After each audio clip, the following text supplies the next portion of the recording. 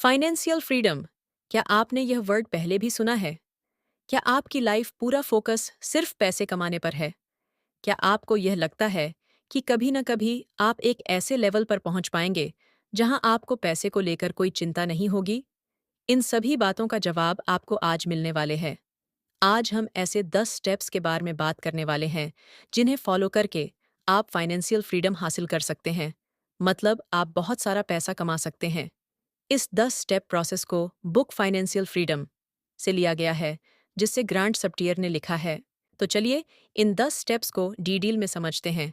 लेकिन वीडियो शुरू करने से पहले अगर आपने अभी तक हमारे चैनल को सब्सक्राइब नहीं किया है तो इमीडिएटली चैनल को सब्सक्राइब करें और वीडियो को इमीडिएटली लाइक भी करें। स्टेप 1, ये समझें कि आज आप कहाँ हैं। अब एक गहरी सांस लीजिए, एक और गहरी सांस लीजिए। अब उन सारे नंबर्स को जोड़िए। आपके ऊपर कुल कितने का कर्जा है? अगर नंबर काफी बड़ा है तो घबराइए नहीं। हम आपके साथ कुछ ऐसे तरीके शेयर करेंगे जिससे आप वह सब कर्जा पे कर सकेंगे। अगर ये एक छोटा नंबर है तो आपको बधाई हो। अब जितने भी पैसा आपने बचाए है उस पर एक नजर डालिए। सभी बचत की एक लिस्ट बनाइए। Savings account, stocks, company stock matching programmes, company retirement matching programmes और रिटायरमेंट प्लान्स। अब इसके बाद हम रिकरिंग मंथली पेमेंट्स को जमा करेंगे जो आपको सैलरी, साइड हसल मनी और बाकी चीज़ों से मिलती है। इस नंबर को अपने दिमाग में रखिए क्योंकि हम फाइनेंशियल फ्रीडम सलाह का उपयोग करके इन्हें आसानी से इस्तेमाल करेंगे। दूसरा कदम, धन को सकारात्मक रूप से देखें। कर्जा थोड़ा बहुत हतोत्साहित हो सकता है, मगर याद रखें कि पैसा एक अच्छी चीज़ है। भले ही आपको ऐसा लग रहा हो कि आज ये एक बोझ है, आप फाइनेंशियल फ्रीडम पाने के लायक हैं। You are a badass at making money, इस पुस्तक के अनुसार, जिसे जेन सिंसीरो ने लिखा है। जो लोग ज्यादा पैसा नहीं कमाते हैं, पैसा कमाने के लिए शर्म महसूस करते हैं। और जब पैसे कमाने की बात आती है, सबसे बड़ी रुकावट जो बहुत लोग अनुभव करते हैं कि उन्हें लगता है कि पैसे होना बुरा है। कई लोग इसे पाने के लिए दोषी महसूस करते हैं और इसे चाहने के लिए दोषी महसूस करते हैं कि उन्हें पैसा चाहिए। पैसा एक ज़रूरत है, खाने और पानी की तरह। ये आपको मदद करता है ऐसी चीज़ें खरीदने में जिससे आप जिंदा रह पाए और वैसी जिंदगी समर्थ कर पाएं जैसी आपको चाहिए। अगर आपको फाइनेंशियल फ्रीडम का अनुभव करना है तो आपको पैसे को एक साधन की तरह देखना होगा जो आपको अपने सपनों को हासिल करने में मदद करेगा, जो आपको ताकत देगा और एक तनाव मुक्त जीवन जीने में मदद करेगा। क्योंकि अगर आप पैसे को नेगेटिवली देखेंगे तो आप अवचेतन रूप से खुद को तोड़ देंगे और पैसा कमाने और उसे रखने के अपने चांस को कम कर लेंगे। स्टेप 3, अपने लक्ष्यों को लिखें। आपको पैसा क्यों चाहिए? आपके पैसा चाहिए ताकि आप अपने कर्जे को दूर कर पाए। क्या आप अपनी 9 से 5 की नौकरी को छोड़ने के लिए बेताब है? या फिर कोई जगह है जहां आप हमेशा से जाना चाहते हैं? क्या आपको शादी, बच्चे और रिटायरमेंट के लिए बचाना है? जब लेखक ने फाइनेंशियल फ्रीडम को हासिल किया, वो इसलिए आसान हुआ क्योंकि वो एक भावनात्मक लक्ष्य, इमोशनल गोल से बंधे हुए थे। उनका लक्ष्य स्टूडेंट लोन से बाहर निकलना और अपने पहले घर के लिए बचत करना था। और ईमानदारी से कहूं तो उनके कर्ज को कम होते और बचत को बढ़ते हुए देखना एक उत्साहपूर्ण अनुभव था। वो नंबर को चेंज होते हुए देख बहुत ज्यादा उत्तेजित हो जाते और वो अपने पर्सनल फाइनेंस में बदलाव देखने के लिए और भी ज्यादा मेहनत करने लगे। क्या वो अपने फाइनेंशियल गोल को हासिल कर पाते अगर वो सब किसी भावनात्मक बंधन से जुड़े हुए नहीं होते? शायद नहीं। वो अपने कर्ज से बाहर निकलने और माता पिता के घर से बाहर निकलने के लिए हताश थे। उस हताशा ने उनके उनकी यात्रा में प्रेरित रखा। इसलिए ये जानना बहुत जरूरी है हमारा अंतिम लक्ष्य क्या है। और जब हम स्पष्टता के साथ उस लक्ष्य को लिखते हैं तो ये योजना और भी साफ हो जाती है। तब हम उस लक्ष्य को छोटे छोटे लक्ष्य में बांटकर उन पर एक एक करके काम करके अपने बड़े लक्ष्य की तरफ बढ़ सकते हैं। इससे हम हमेशा समय पर या समय से पहले अपने लक्ष्य तक पहुंचेंगे। स्टेप 4, अपने खर्चे पर नजर रखें। फाइनेंशियल फ्रीडम की दिशा में एक महत्वपूर्ण कदम आपके खर्चे पर नजर है। आप इसे ट्रैक करने के लिए बहुत से ऑनलाइन टूल भी उपयोग कर सकते हैं या एक सिर्फ एक तारीख वाली डायरी को भी इस्तेमाल कर सकते हैं। हमें पता होना चाहिए कि हमारे रोज के खर्चे क्या हैं, हफ्ते के खर्चे क्या हैं और महीने के खर्चे क्या हैं। कितना हम घर के बुनियादी खर्चे करते हैं, कितना हम काम से संबंधित खर्च करते हैं। जो श्रेणी है, उन सब के खर्चों को लिखना होगा। आपके महीने के ईएमआई, लोन, सब कर्ज, जहां पर पैसे से निकलकर कहीं और जाता है, सबको ट्रैक करना होगा। 5वां कदम, पहले खुद को पे करो। आपने ये शायद कहीं सुना होगा कि पहले खुद को पे करो। अगर आपने ये नहीं सुना है, तो इसका मतलब है बिल और बाकी के खर्चे करने से पहले अपने सेविंग अकाउंट में एक विशिष्ट राशि को अलग रखना और खुद को सबसे पहले पे करना। इसने बहुत सारे लोगों को फाइनेंशियल फ्रीडम हासिल करना में बहुत मदद की है। क्यों?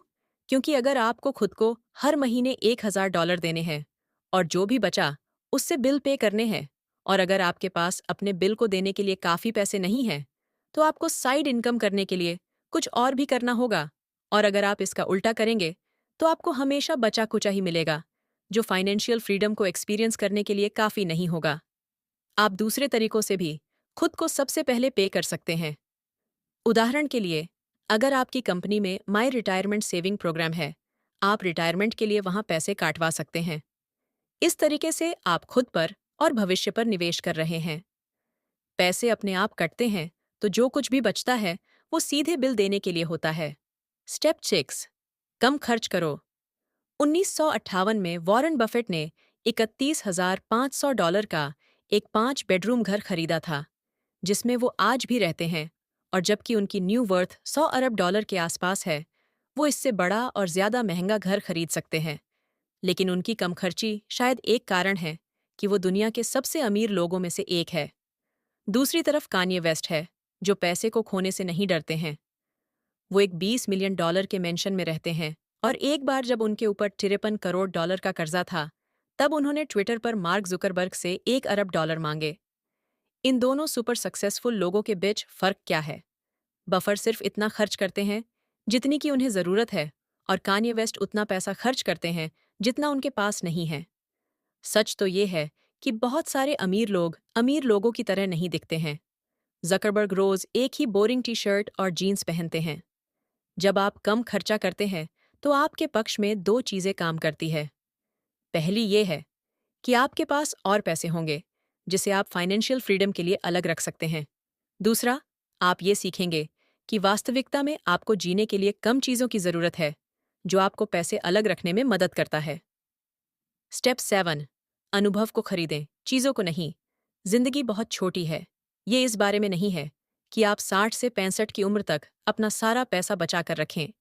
आपको परमिशन है कि जब तक आप जिंदा हैं, आप जिंदगी का आनंद लें।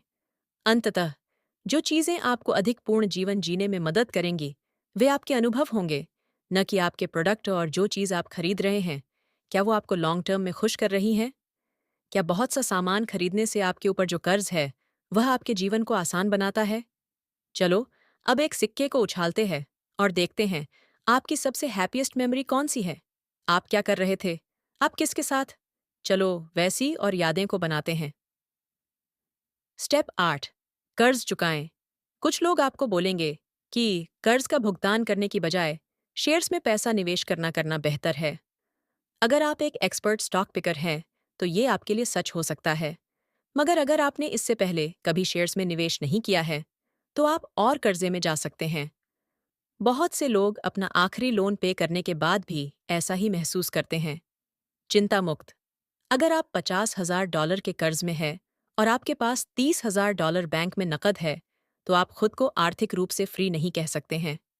आप अभी भी $20,000 के कर्जे में हैं। हाँ, किसी और को भुगतान करना किसी बैंक में पैसे होने से ज्यादा आकर्षक नहीं है, मगर ये आपको फाइनेंशियल फ्रीडम के पास जरूर लेकर आता है। यहाँ पर कर्ज के भुगतान करने के दो मुख्य तरीके हैं, स्नोबॉल और एवलांच। स्नोबॉल तब है जब आप सबसे छोटे कर्ज का सबसे पहले भुगतान करते हैं, और जब आप कर्ज को सबसे ज्यादा ब्याज दर के साथ भुगतान करते हैं, तो उसे एवलांच कहते हैं। आपको ये तय करना पड़ेगा आपके लिए सबसे अच्छा क्या काम करता है। लेकिन जब लेखक लोन फ्री होने के लिए काम कर रहे थे, स्नोबॉल इफेक्ट का उपयोग किया था। इसने उन्हें और प्रेरित होने में मदद मिली। जैसे ही उन अपने पहले कर्ज का पे किया, जो कि सिर्फ एक महीने का $1200 का क्रेडिट कार्ड बिल था, उन्हें उपलब्धि महसूस हुई और उन अपने स्टूडेंट लोन के भुगतान के लिए प्रेरणा मिली। स्टेप 9, इनकम के एक्स्ट्रा सोर्स बनाएं। ठीक इस बिंदु में आप सोच रहे होंगे कि मेरा कर्ज मेरी सैलरी से ज्यादा है। अगर मैं काफी नहीं कामता हूं, तो मैं इसका भुगतान कैसे कर सकता हूं? अगर आप फाइनेंशियल फ्रीडम को लेकर गंभीर हैं, तो आपको थोड़ा खून, पसीना और आंसू बहाने पड़ेंगे। आप अपनी 9 से 5 नौकरी को मत छोड़िए। उस मामले में आपको एक कदम और बढ़ाने की जरूरत है और अपने काम के अलावा अलग तरीके से पैसे कमाने के तरीके ढूंढने की जरूरत है। कुछ विशेषज्ञ इनकम के साथ साथ सोर्स रखने की सलाह देते हैं। अगर आपके पास 9 से 5 नौकरी हैं, तो आपके पास एक है। आपको सिर्फ 6 और बनाने की जरूरत है। इसलिए हमें सक्रिय, एक्टिव और निष्क्रिय, पैसिव, दोनों विकल्पों को खुला रखना चाहिए। सक्रिय आय के लिए आप पार्ट टाइम नौकरी खोज सकते हैं या नई नौकरी खोज सकते हैं जहां आपको ज्यादा पैसे मिले।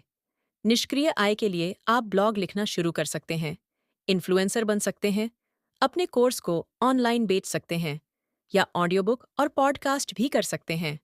स्टेप 10, अपने भविष्य में निवेश करें। सबसे आखिरी फाइनेंशियल फ्रीडम टिप सबसे महत्वपूर्ण है।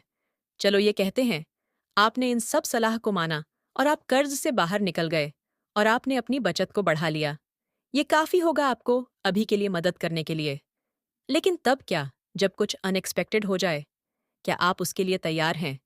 बुरे दिनों के लिए पैसा रखना बहुत जरूरी है, रिटायरमेंट के लिए, या अगर आपको कुछ हो गया, आपके परिवार को दिक्कत ना आए उसके लिए।